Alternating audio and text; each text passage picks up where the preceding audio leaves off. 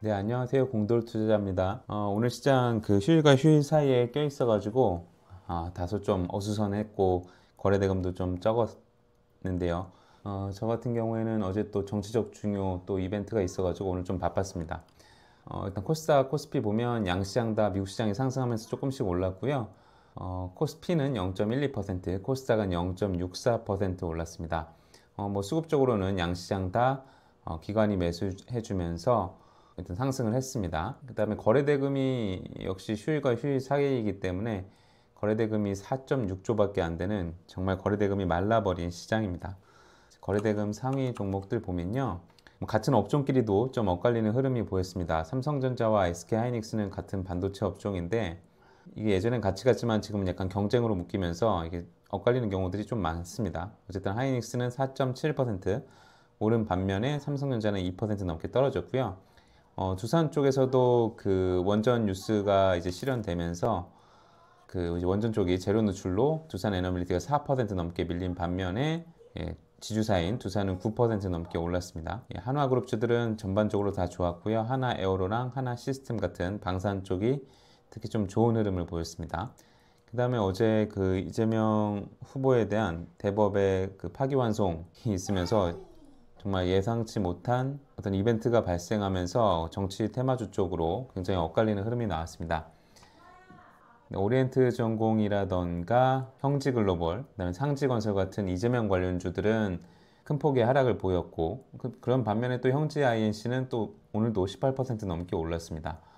그런 반면에 그다음 시공테크, 아이스크림 에듀, 대한제당 같은 한덕수 관련주들은 또 큰 폭의 상승을 보였습니다. 다만 이재명 후보 관련주 같은 경우에는 양봉을 뽑았고 한덕수 후보 관련주 같은 경우에는 음봉을 냈습니다.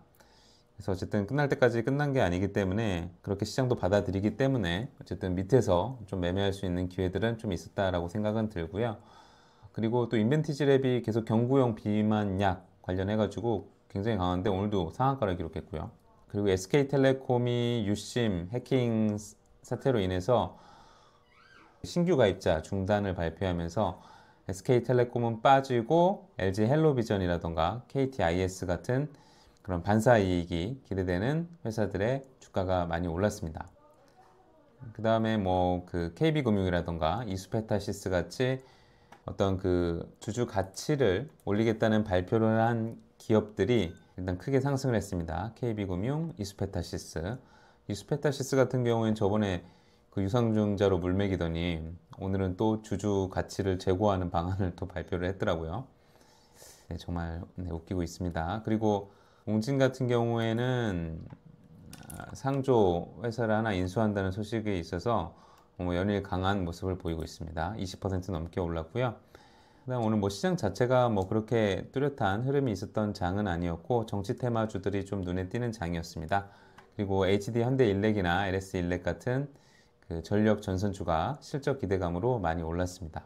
네, 이렇게 보시면 될 것 같고요. 오늘 간단하게 제가 오늘 했던 매매를 소개를 해드리면 어제 그 대법 파기 환송이 나왔기 때문에 어쨌든 파기 환송이 나왔지만 일단 대선까지는 최종 판결이 나오기 힘들다는 대법의 최종 판결이 나오기 힘들다는 분석이 주류여서 밑에서 이재명 정책주들을 좀 매매했습니다. 인맥주들은 좀 매매하기 부담스러운 면이 있어서 뭐 포바이포라던가 세명전기 같은 정책주 위주로 좀 매매를 해서 기존에 가지고 있던 정책주에 대한 손실을 조금은 메꿀 수가 있었고요.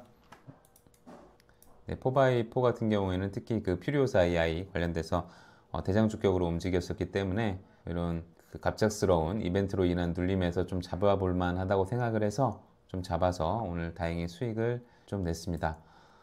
이제 좀 긴 연휴에 들어가기 때문에 그 사이에 또 정치적 이벤트들이 많습니다. 5월 3일에 국힘 쪽 대선 주자 뽑는 게 있고 그 다음에 대선 주자가 누가 뽑히느냐에 따라서 예를 들어서 한동훈이 뽑히게 되면은 이제 단일화가 좀 힘들어질 수 있다는 그런 것들이 돌 수 있기 때문에 한덕수 관련주가 좀 많이 빠질 수가 있고요. 김문수가 된다면 그 반대가 될 수도 있고 어쨌든 그런 좀 불확실성들이 있기 때문에 지금 정책 테마주 쪽은 매매하기가 좀 까다로운 이제 상태가 되어 가고 있습니다. 네, 어쨌든 뭐 그 주말 사이에 그런 뉴스 플로우들을 좀 잘 따라가야 지금 시장의 주류인 정시 테마주 쪽에 좀 매매에 좀 적용할 수 있지 않을까 그런 생각을 하고 있습니다.